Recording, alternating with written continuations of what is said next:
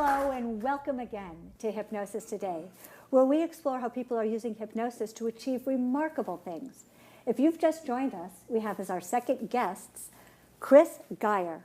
Now, Chris is an honors graduate of HMI College of Hypnotherapy. He also is the creator of the American Hypnosis Association certification program, Sports Hypnosis and Peak Performance. And he has with him today his very special guest, Chris, who came to see Chris for sports performance with his golf game. Please help me welcome my guests. Chris, this is the second time that you've been on my show. And I want us to recap a little bit about the first time that you came and joined us. Can you tell us about why you came to see Chris for golf? I had been playing for a long time and started playing collegiately, which I wanted to do, and working very hard on my game, but wasn't getting the results that I wanted. I was practicing hard, but I'd go out on the course and I would get in my own way, if you will, mentally. So I knew that if I wanted to play as well as I could, I had to think better, and I needed help with that. So I ended up finding Chris. So it wasn't your actual game or how to hold the club or how far to hit the ball. No. It was something that was going on in here, the mental game of golf, if you will. Right, and I knew that just because my swing coach I would work with and everything was technically good. We were looking at it, and in practice I would hit all the shots I wanted to hit, and then I go out on the course and I was just thinking completely different and hitting different shots, and it was really frustrating. I bet. Is it common for someone's performance at practice to be different during a tournament or a game when it counts? Absolutely. They have their own preconceived notions, and they put the pressure on them as the event comes up, and they have the anticipatory anxiety that comes along with it, and sure enough, it's detrimental to their game.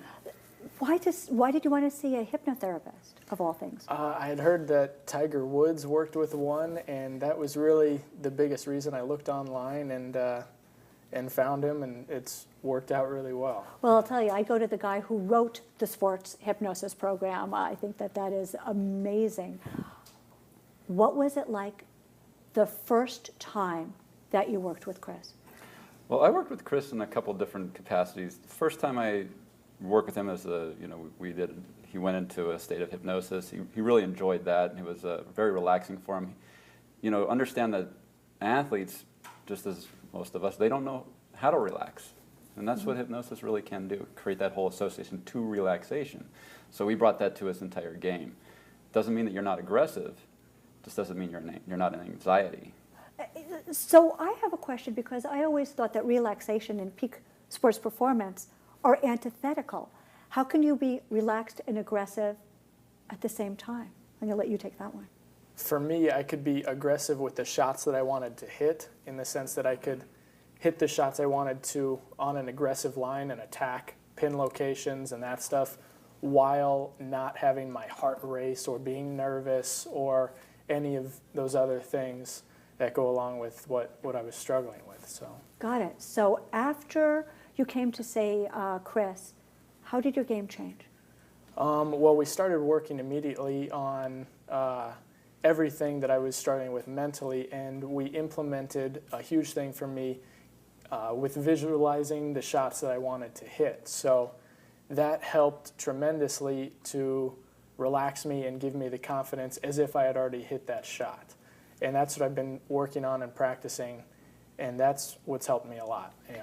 Okay, so take us back a little bit. The last time you were on our show, how much had your game improved? A lot. And I noticed that mentally in the way I felt going out and playing and competing under pressure and that stuff. But I hadn't seen, or I hadn't had the opportunity to put it to the test in college tournaments and that stuff. So since then I was able to, and I won 2 collegiate tournaments this past season and made it to regionals, which is I was pretty proud of, yeah. So you've won some tournaments, so now we have the proof because we have a track record.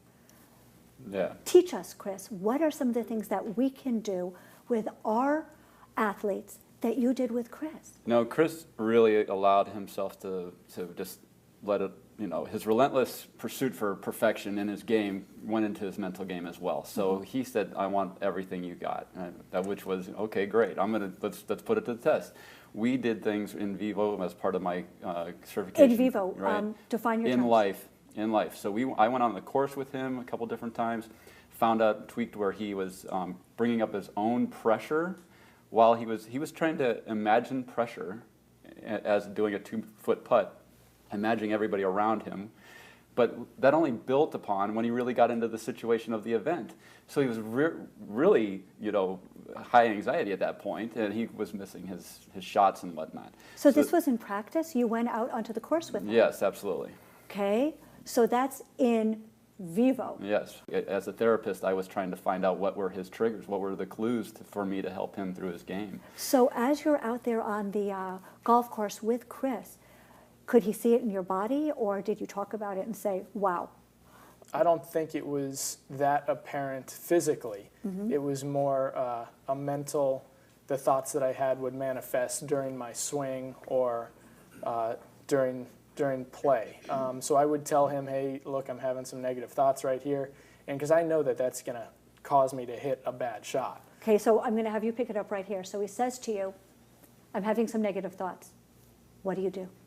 Put him in a state of hypnosis, go Right back there to on a the field. process, go into his process. We customized the process for him to even be 2 weeks out at this point and bring him right up to his event. But at that moment, I had to put him in hypnosis, go through the visualization, rid of the old, the old programming, put in some, some new neural pathways here, and he'd go to town. I had to be a little intuitive. Like, I'd see him hesitate. Okay, what do you, ask him the questions. What's going on right now? Okay, and then he would tell me, okay. As part of the body syndromes and whatnot that we've seen, Chris was hitting the ball to the left, and after a while, I said, understanding that left side is all relationships. What's going on in the family?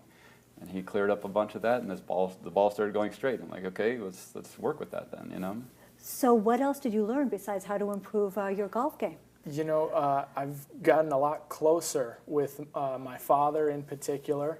I didn't really know how to interact with him, and it's helped me. We go to lunch once a week now and stuff like that. Yeah, I've gotten a lot closer with him. Being able to not feel like he's putting pressure on me for golf or anything like that anymore. So our relationship has changed for the better, I think, yeah. Who knew that family systems could have anything to do with sports performance? Yeah. I did. Yes, absolutely. What did you do in your office with Chris? It was always dynamic with Chris. He's a dynamic player. His game was changing, and he was becoming more and more aware of his own. He knows a lot. I teach him as I go. I'm teaching him what's happening, making his own awareness, bringing his awareness up to his own game. So he'd come back to me with notes, and we'd start going through them one after another. Okay, let's attack this. Let's attack that. I love the way that everything is customized. Yeah. What are your goals, and where do you see yourself going with golf and using your hypnotherapist with golf? I want to be the best golfer I can be, and I want to play professionally and be one of the best in the world. And I'm putting in the time and the practice, and I need to allow what I do in practice to happen in competition. So I've gotten so much better than where I was when we started, and I'm going to continue to work on that and strengthen everything that we've been working on so that I can do exactly what I want to do in the competitions. What would you say to other athletes in any sport about seeing a hypnotherapist in addition to a sports coach? I can't recommend it enough. It's helped me way beyond what I thought it would, and I'm thankful that I found him when I did, and that it's worked out as well as it has. Well, I have one last question for you, right here on camera in front of everybody. Do you promise that you will come back when you are a world-class player. You won't forget us, and you'll come back and do my show when you win the top honors in golf. Do you promise? Of course, yes. You're witnesses. Well, it appears that our time is up for today. I want to thank Chris Geyer and Chris for coming on Hypnosis today and sharing your experience and your insight on how we can use hypnosis for peak performance. I want to thank everyone in the studio audience and everybody watching at home for coming and watching the show. My name is Lisa Mackenberg, and I hope you'll join us next time when we meet more people and explore how they are using hypnosis today.